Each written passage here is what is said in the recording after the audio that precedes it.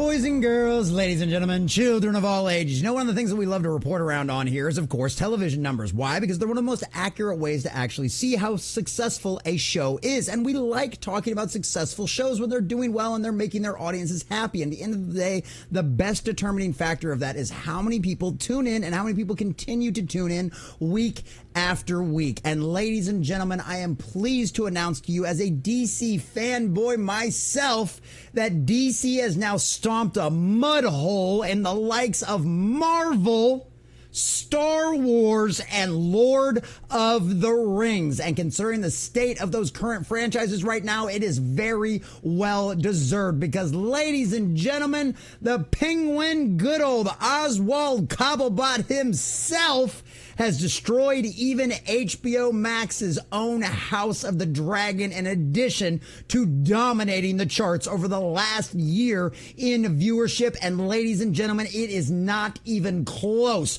When you look at these numbers, you will be absolutely blown away by how much of a disastrous dumpster fire these rest of these shows are in compared to a spin-off television show for what is easily considered a very, very successful movie, The Batman, from Warner Brothers and Matt Reeves. And now we've got to see the fruits of even more of that. And trust me, considering the state that Warner Brothers is currently in right now, ladies and gentlemen, if these numbers keep up or for some reason even increase, because word of mouth around this show is excellent right now, you will be getting many seasons of this Penguin spinoff over there at Warner Brothers, because no matter how much rebooting James Gunn is doing, David Zaslav still needs to make money, and the Penguin is making them money.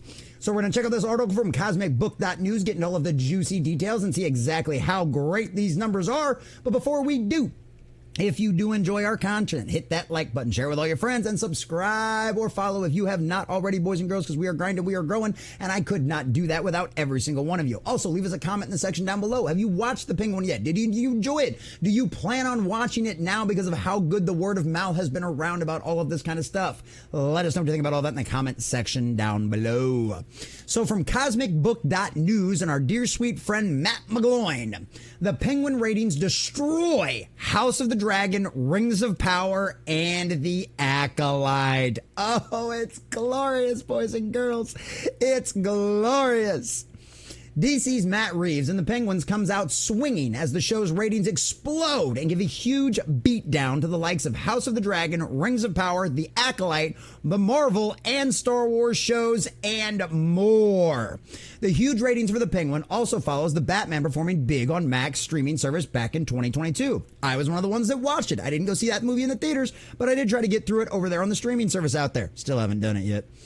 What are the Penguins' ratings? Well, as you can see here from Samba TV, 3.2 million U.S. households watched the first episode of The Penguin on HBO or Max over its first 4 days, ladies and gentlemen. And keep that in mind. That is 4 days. Not like some of these other series out here who got 5 days. And in some of the cases of some of the older Marvel and Disney shows out there, 6 or 7. No. 3.2 million in just its first 4 days. Now, this is a show that I believe premiered on a Sunday night, which is what HBO likes to do with a lot of their stuff like that. So that makes complete and total sense. What are the Penguins' ratings? Via Samba TV, it's revealed a whopping 3.2 million households watched the first episodes of The Penguin in its first 4 days of release. This follows 4.1 million households watching The Batman in its first week of release on the Max streaming service back in April of 2022. Now, that makes sense. You've literally got, that's a pretty good ratio. You only lost like less than 1 million people from watching the Batman movie on your streaming service to now watching the follow-up show. That's a pretty good return on investment, boys and girls. For a comparison, the House of the Dragon Season 2 premiere on Max was watched by 50% less viewers in its first day than the 2.6 million households who turned in for Season 1. Did go on to have 4.8 million in the first 4 days, which is still really good, and word of mouth got around that about that show as well. And it's one of them situations where, though, you came off of House of the Dragon having a very tainted ending to Game of Thrones out there that really upset a lot of the fans, so you did not get as many people back for House of the Dragon as you should have with the way the abysmal ending of Game of Thrones. Unlike the Batman, who has pretty much an overall positive reception from all of the fans out there. So, of course, they're going to jump right in on something coming from that exact same universe out there. Only 900 and I love this one. This is my favorite. This is my favorite because Rings of Power, 902,000. Not even a third. And that's over 5 days. 5 days. Ladies and gentlemen, not even a third of what the Penguin did. This coming off of Lord of the Rings, the most successful, arguably, movie trilogy in history. But of course, you had that abysmal season 1 where you've lost half of your viewership since then, and every episode seems to loses another half. This is hilarious. Yeah, the Penguin just stomped all over your Rings of Power, and that's hilarious. How's that make you feel, Jeff Bezos? You spent $1 billion. $1 billion on Rings of Power. And the Batman Penguin spinoff just stomped your series into a mud hole. I'm sure David Zaslav is laughing his butt off right now. Regarding The Acolyte, Samba TV didn't bother to release any data at all, which can be guessed is due to a request by Disney, who is an investor in the Samba TV. The series has already been canceled after 1 season, which of course is coming up with the same thing as you noticed we haven't got any numbers for Agatha All Along yet either, and I guarantee you if those numbers were good, Samba TV would have touted them out, but we're already now on the 3rd episode within the 2nd week of the show premiering, and mum's the word. The Penguin just came out on Sunday. I wonder how bad those numbers are. But that's okay, Disney. You can hide Samba all you want. The Nielsen ratings will come out. But check this out. The Acolyte, of course, no, Ahsoka, right? The one based on David Filoni's Wet Dreams. This one right here, 1.2 million. Star Wars got beat by a penguin.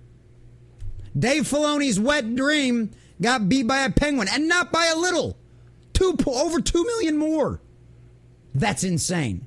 Doctor Strange in the Multiverse of Madness, a movie I didn't even bother going and seeing after the abysmal ending to WandaVision, which was honestly the best Marvel TV series that they've had out there.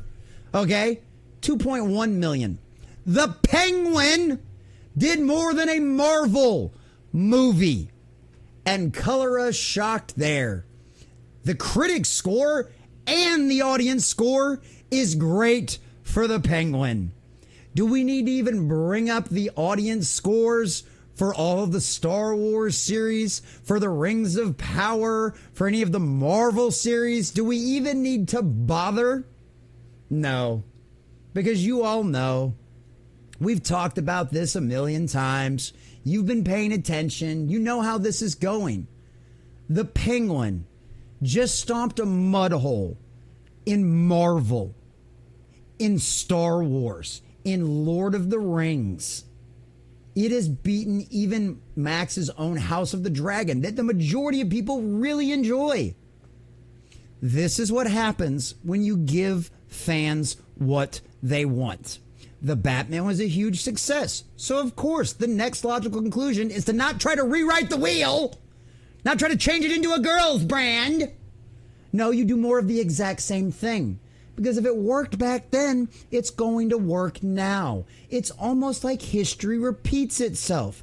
So if you stay true to your lore, if you stay true to your environment, and you most of all stay true to your fans, you will be successful. And that's exactly what the Penguin represents. Success. Staying true to your fans, staying true to your source material, and making something that's good and enjoyable. That's what they've done. What has Marvel done? What has Star Wars done? What has Rings of Power done? The exact opposite. They have devastated and destroyed, disrespected their lore, and most importantly, their fans. Warner Brothers and DC cleaned house, at least in the movie sector of things. David Zaslav fired a lot of people when he came in there. And most of those people were responsible for the devastating and destructive things that had been done to the DC brand over the last decade. And now they're gone. And now you're getting good DC content again because it's staying true to its lore. It's not being bogged down by a bunch of nonsense about diversity, inclusion, and equity. No, it's telling a good Batman story. And at the end of the day, that's all the fans want. Because after all, you make the fans happy and we make you rich. Good job, Zaslav. Good job, Warner Brothers. Shout out to the Penguin. Go watch it and enjoy it because it might be one of the only good things that fanboys out there and fans alike are going to get for a very long time.